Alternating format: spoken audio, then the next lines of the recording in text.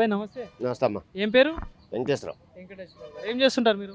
ఇస్త్రీ బండి వేస్తా. ఇస్త్రీ పని చేస్తారు. ఓకే. ఎంత వస్తుంది రోజుకి? రోజుగా ఇంతవరకు అయితే 1000 రూపాయలు వచ్చేది, ఇప్పుడు 500 కన్నా ఎక్కువ రావట్లా. ఎందుకట్లా? కోవిడ్ కాడి నుంచి తగ్గిపోయింది. తగ్గిపోయినాయి. ఆ, ఓకే ఓకే. సో అదేనా జీవనాధారం? జీవనాధారం అదే. ఓకే.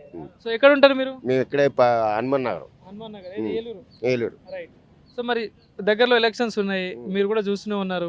సో ఎట్లా ఉన్నాయి మరి తాజా పరిణామాలు ఎట్లా ఉన్నాయి? ఏమి తాజా పరిణామం అనేది ఈసారి టీడీపీ పక్కా టీడీపీ వస్తుంది అంతే అంతే. ఏలూరులో. ఏలూరులో ఎందుకు అట్లా? అంతే. ఆ? ఈ 3 సార్లు గెలిచిన ఎమ్మెల్యే ఏమీ చేయలే ఏలూరుకి. ఆ, అది ఓకే. సో దానివల్ల మార్పు రావాలి. మార్పు కంపల్సరీ వచ్చేసింది. వచ్చేసింది. సో మరి అభివృద్ధి విషయంలో ఎట్లా ఉంది మరి? అభివృద్ధి ఏమీ లేదు. ఆ, ఏదో బటన్ నొక్కాం, అవి వేసాం ఇవి వేసాం అంటే ఎవరికి వచ్చింది లేదు, ఏమీ లేదు. బటన్ అయితే నొక్కడమే అంతే అంతే. జగన్ పాలన 5 సంవత్సరాలు ఏమన్నా? ఏమీ లేదు, రౌడీయిజం పెరిగింది ఆ, అంతే. అంతే. కానీ మరి ఇప్పుడు ఎంపీ ఎలక్షన్స్ కూడా ఉన్నాయి, అంటే ఎంపీ ఎమ్మెల్యే రెండు ఒకటేసారి వస్తున్నాయి.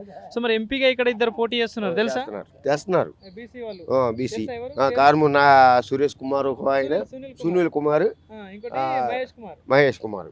సో మరి ఎవరు గెలవచ్చు అంటారు? మహేష్ కుమార్ గెలుతాడు. మహేష్ కుమార్ గెలవచ్చు. సో అంటే వ్యక్తిపరంగా చూసుకుంటే పనులు చేస్తాడా? ఈ- అంటే వాళ్ళ నాన్న వాళ్ళు కూడా రాజకీయాల్లోనే ఉన్నారు కదా? రాజకీయాల్లో కార్మూర్ నాగేశ్వరరావు ఏలూరు పోటీ చేశాడు, ఆయన ఏం చేసింది ఏమీ లేదు. ఓకే. ఇప్పుడు ఆల్రెడీ తణుకులు ఎమ్మెల్యే ఒక మంత్రి చేశాడు, అక్కడ చేసింది ఏమీ లేదు కార్మూర్ నాగేశ్వరరావు గారు. ఇంకెవరు వేస్తారండి వాళ్ళని నమ్మి? నమ్మి ఓట్లేసి ఈ జనాలు పాడైపోవడం తప్ప ఏమీ లేదు. కానీ జగన్ అన్న మరి బాగానే అభివృద్ధి చేసిన అంటున్నారు. అంతా అభివృద్ధి. చదువుకున్న కుర్రం రోడ్డుని పెడతాం, వాళ్ళకి మద్యం తాగిస్తాం తప్ప అంతా అభివృద్ధి, అదే అభివృద్ధి. కానీ నిషేధం చేస్తా అన్నాడు కానీ. అదే నిషేధం చేసాడుగా. నిషేధం చేసాడుగమ్మా.